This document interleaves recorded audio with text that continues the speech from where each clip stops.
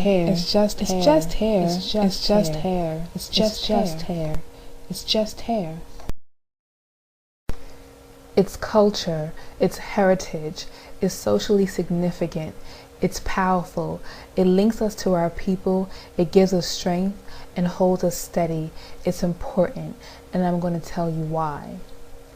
It's probably a good guess that African people have been braiding, manipulating, styling, loving, locking their hair since before recorded history.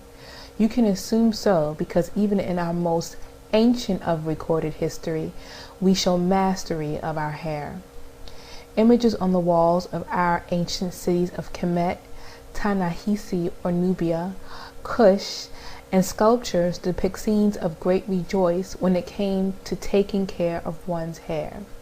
In sculptures, great detail was given to the intricate, significant hairstyles along with other physical aspects that were considered significant. After all, if you're an artist representing your people, wouldn't you accentuate the highest aspects of your culture?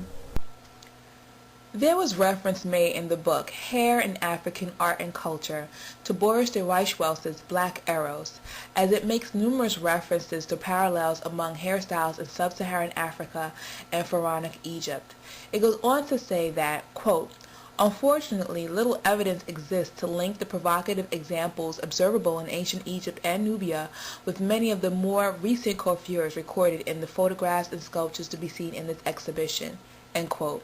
However, my surface research revealed several very noticeable styling similarities that continues across ethnic and cultural lines of modern-day Africa.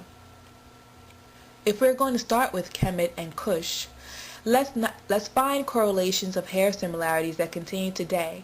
Granted, my knowledge of ancient symbolism is elementary at best, but I don't think I need to know the inner workings of symbols to draw correlations to the images seen here with the images seen here. But I digress. This video isn't going to be about trying to prove the obvious connection to ancient Africa. In many African cultures, hair is seen as a pathway to the soul because it's the highest point on the body and therefore it's the closest to the Most High. Because of this, care of one's hair is usually only trusted to a particular family member or a close friend for the rest of your life. The reason being is that if your hair gets into the wrong person's hands, they could essentially cause you harm. It is because of this spiritual significance that great care was given to the maintenance of one's hair. Hair could be groomed for special ceremonies. In traditional African spiritualities, ceremonies and rituals are done to recognize deities, ancestors, the Most High, and are even done for special times in one's lives. During rites of passage ceremonies, hair would sometimes be shaved or cut into designs, braided, twisted, or structured. Our hair is considered as the proof, the mark of God's design, and thus is always integral in spiritual life. And it is something that is instilled from birth. Fontanel hair, for example, or patch of hair that is left on the softest part of the baby's head, serves as protection against bad spirits. Throughout sub-Saharan Africa, the cutting of a child's hair for the first time demands ritual. The baby's mother carefully keeps the cut hair in a basket, which is justified by the fear that hair, likened to the soul, may fall into the wrong hands. However, design isn't always singular. In many cases, it serves a dual purpose that straddles spirituality and ethnic identification. In many cases, hair would tell the onlooker information about what people you belong to, your stature in the community, and if you are unmarried or married.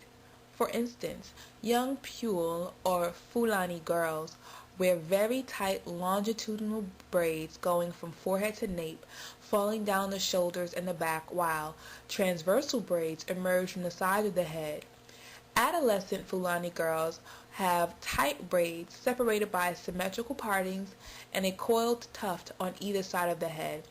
Unmarried Wolof girls partially shave their heads while leaving a little tuft of hair on the top.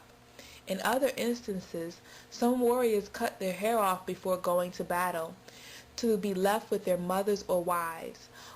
Chiefs or elders in the community would usually cover their heads to signify their importance. So as you can tell, hair is an important identifier, not just to outside people, but also within the communities. Next, let's examine the quote-unquote stuff that is used to obtain the optimal appearance of many of today's hairstyles. Ochre is used to color the hair as well as to protect one's style. The most recognizable people who use this are the Maasai. However, the Himba, Kavango, Banza, as well as other groups use this as a hair aid.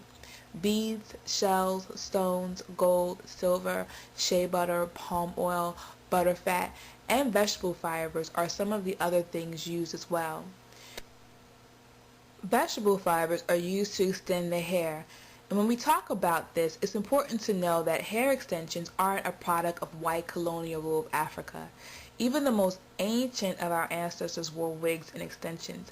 However, back in those days, the use of false hair was to obtain a different African hairstyle because some of the styles defied even real hair capabilities. Before the advent of plastic hair you can buy from beauty supply stores, African people used human hair and vegetable fibers.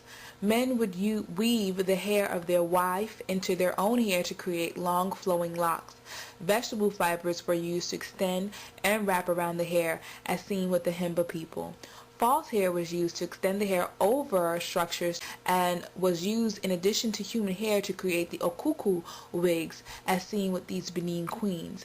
However, the one theme I have noticed hair extensions are used for is to create long, flowing, lock-like hairstyles like the Mbalantu of Namibia.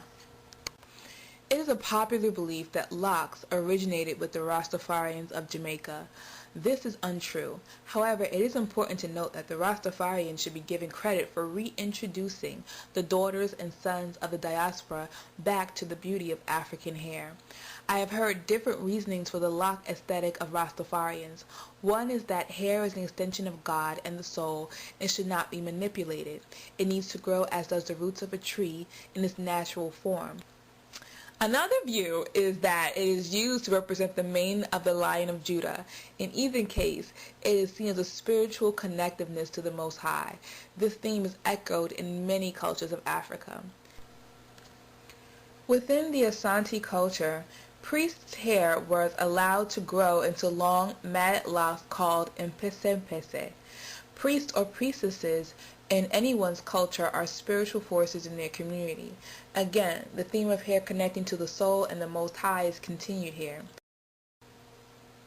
In Benin, Yoruba religion, Ihiaga or dreadlocks signify you as a devotee of Olokun, the deity of water. However, being born with Ihiaga, or that special curl, requires a life as a priest or priestess. More manicured looks can be seen on the Maasai and Himba peoples.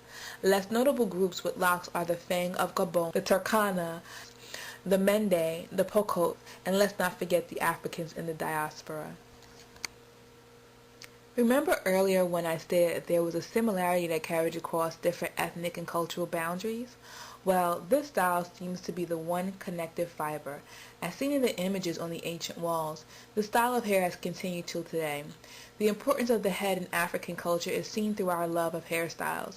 The inner head is the most important part of culture and spirituality. However, I think that the design details that we give to the outer head is the one that we make manifest from the inside. According to Yoruba theology, although the physical head is highly valued because of its social and biological importance as a site of perception, communication, and identity, it is regarded as no more than the outer shell for the inner head. It is also called orioje, or external head. The desire for the harmony between the two aspects of the head is expressed in the popular prayer, Orienu mi komabatiodeje. May my inner head not spoil my outer one. It is my belief that this style is an attempt to reach the Most High, an antenna, if you will. Maybe if the people who wear it have lost the original meaning, the soul has not. As African people, we have continued to cultivate the art of hair, even if we don't know why we do it. As Africans in the diaspora whose history and culture has been stripped, stolen, raped, It's a wonder that any of us know anything about who we are. It is even more amazing that something so simple as hairstyling was non-existent in our diasporan culture for many hundreds of years. But when given the freedom to explore identity through hair, we have continued a legacy, a history, a culture. It is my belief that we should never discredit hair in our culture as something insignificant. It's an identity that I am proud of, and you should be too. For my ancestors and for the future generations, I will be the continued legacy. It's not just hair. Ashe.